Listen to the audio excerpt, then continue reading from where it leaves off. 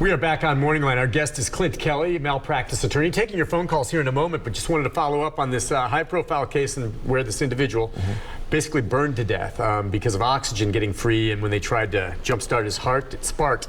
So you're in the process now where you've given notice with a certified letter to the hospital that you're noticed to sue. They have a chance to respond, maybe say who they think was responsible, if it was someone else or themselves. You also put in requests for all the records, okay? How does that work? How, you know, if I'm on the outside looking in, I'm like, well, the hospital knew this was coming. How do you know you're going to get all the records? What if some were destroyed? And you mentioned to me there's a chance there's video in that OR. Yeah, well, let's start with the video first. They have set up video throughout all hospitals now. There are videos in hallways, videos in rooms, videos outside, you know, where the entrance and exit, and there's a lot of different reasons for it. And that video goes to a particular station where there's a hard drive to save everything. And so the first thing you want to know is, was this event caught on video? Now, I don't know because I don't know the room where it occurred, but that's one of the first things I asked when I sent pre-suit notice. I put them on notice, preserve all video of that day.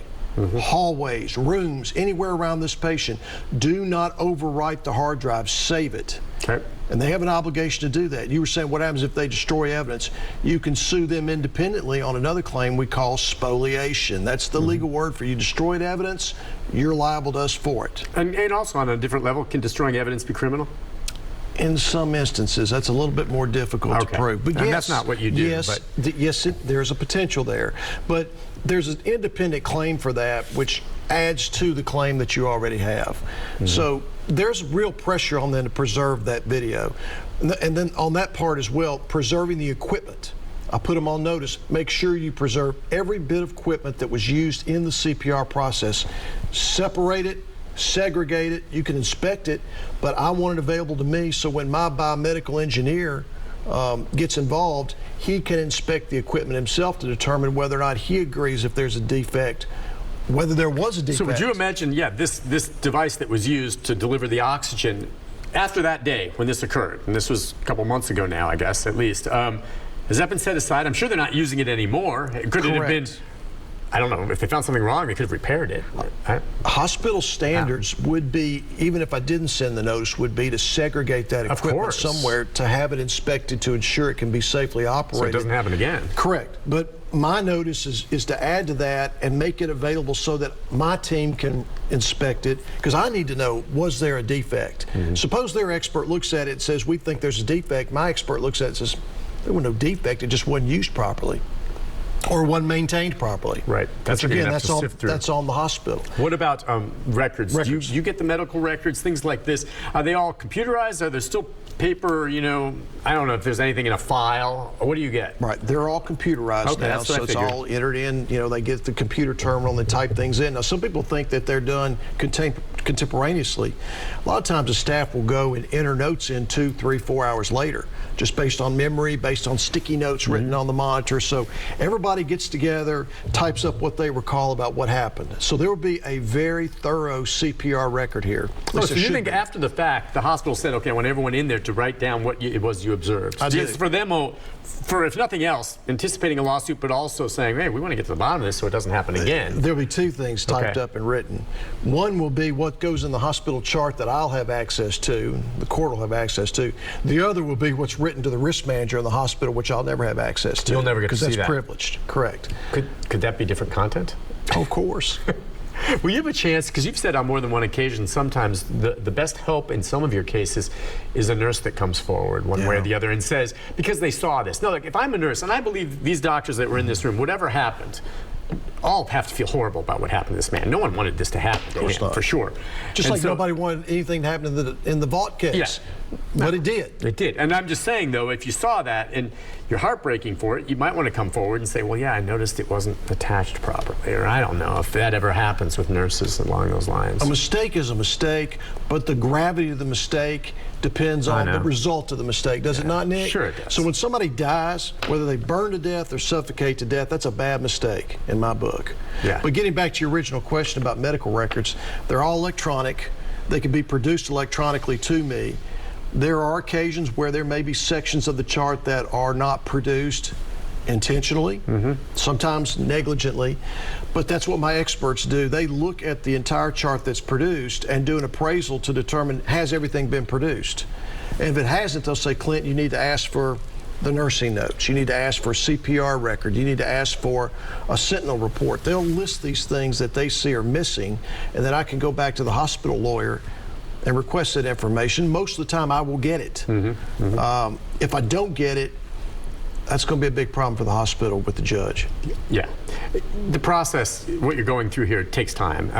Again, this man died a couple of months ago. Moving quickly, as we say, you want to report something like this within a year of the statute of limitations. And this helps me a lot, Nick, getting this case Getting it now. fresh. Yeah, relatively fresh. A lot of times I get cases in the 7th month, the 8th month, or whatever. Things happen. Hard drives get overridden, you know, by new data. I was very fortunate to get this thing as fresh as I could get it so that I could make sure that the hospital was on notice to preserve all data and all equipment, you know, so that I will have an opportunity to inspect it myself. That's a real fortunate aspect of this that I don't normally have in other cases because of the statute of limitations. Gotcha. All right. So the other part of this is just, you got 60 days now after you sent the notice to the hospital. Just for viewers out there wondering too, if I ever bring a case, and I know every case, some's more complex than others. Sounds like this could be complex looking at the cause. But realistically, at what point will you, if nothing's resolved, which it probably won't be, file a formal lawsuit? And then from that point, how long before you can hope for some type of resolution? There is a 100% certainty I'm going to sue the hospital. And that could come when? And when will you file the paperwork? Probably a couple months, as soon as the statutory period's over. Let me tell you why I'm going to do this, regardless. I want to know what happened. My client wants to know what happened. There's a, you can walk up to somebody and say, open up a suitcase, say, take all the cash, okay? And there's some people that might look at that and go, oh, okay, I'll take it and be done with it. My clients, almost universally, want to know what happened as much as they want compensation. And having one without the other is not good enough. She wants to know why this happened. She wants to know who's responsible, and she wants to know how it could have been prevented. So we're going to get that information. Is there a likelihood this case will settle? Yes. Is there a likelihood this case won't have to go to court? Yes. But on the road to getting compensation for her, we're going to find out what happened. Because the only way you can make changes in hospital practice is expose what happened so that they know what happened, and then they can make changes to make sure it doesn't happen again.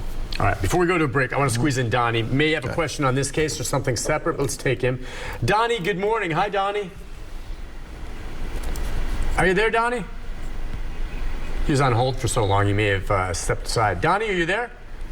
Okay, we'll see if we can come back. He was on hold, and if he does come back, we'll make sure to take him. I was going to say this, too. You talk about video cameras all throughout a hospital, Clint. I remember my son was born 22 years ago, and it was a C-section, and I was in there with my wife, and I had my camera, and I still have it. Some of that video, you know, I mean, we didn't show a lot of the blood and guts from the C-section, but I was there for everything, camera rolling. Right. And you can't do that anymore. I mean, I have friends of mine who, yeah, we're doing it, but the hospital won't allow any cameras in there. And what changed between when I was able to do that and today where people can't do that anymore? Lawsuits. Yes. Okay. They were using the cameras to demonstrate the birth process because in birth trauma cases, if a baby's born with a major disability, perhaps lack of oxygen, perhaps the baby has a broken shoulder during the birth process, lawyers were using these videos to show what the OBGYN did wrong or what the nurses did wrong during the birth process. Hospital said, no more of that.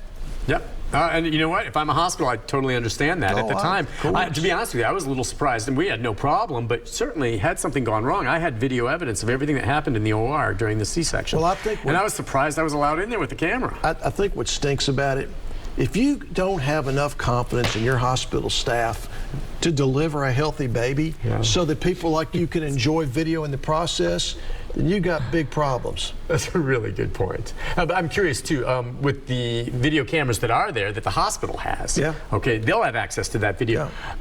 Do any of these cases, when you move forward, ever have to deal with the HIPAA law, which is the privacy for the patients? And I assume not, because you're representing the family of the patient. They give you clearance. But what if there's other patients on that video? So what do you do? You bleep them out. You know how you all Mosaic? do? Yeah, you know, when y'all do interviews of people who want to remain, you know, anonymous, you Blur it out. Just blur it out. Okay, you can do that. But it's called de-identification. It makes sure that you can't identify other people who have HIPAA rights. All right, so the hospital would do that, or I'm saying if you're asking for video from someplace in the hospital, they'll have to provide it to you. They can't say we can't give it to you because of HIPAA. They can blur that out, and your patient, of course, doesn't care because you're the client. That's correct. What would happen in this situation is if the hospital's going to produce it, I would want my cameraman, I have a videographer, to be involved in the process of scrubbing out those faces to make sure that the hospital doesn't scrub out something that I need to see. And there's nothing wrong with that. You don't want the hospital to scrub out things that you need to see. But that's how you protect the privacy of other patients or other family members there who don't want to be seen on a... But this happens every day. News organizations do this every day. Oh, yeah. Oh, yeah. A lot of times. People want to be anonymous, or there's someone we can't show, or juvenile. Block it out. Do you remember that show Cheaters? I never really watched. It was I don't want to get into cheaters, but anyway, that was the first time I noticed where they would video. The show was about catching somebody cheating on somebody else, and there would be all these bystanders watching it, and they would all blur their faces out. So you'd have all these license plates would be blurred out. That just protects against a lawsuit or something like that. Listen, we'll take a break. When we come back, we'll try to get some more of your phone calls and kind of expand a bit more on what it takes in these types of cases with malpractice attorney Clint Kelly right after this.